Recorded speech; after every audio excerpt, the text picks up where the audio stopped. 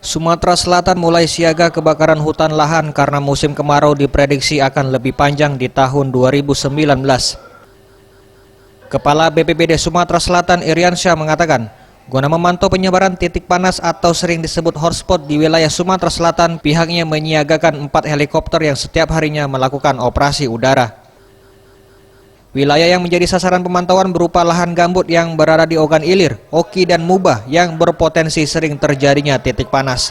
Pengamanan penuh dilakukan, pemantauan juga dilakukan dari darat dengan mengajak pihak TNI dan Polri dalam bekerja sama. Nah, ini luar biasa, kita sudah didukung oleh BNPB, Pak Gubernur untuk pendidikan kebakaran hutan dan lahan.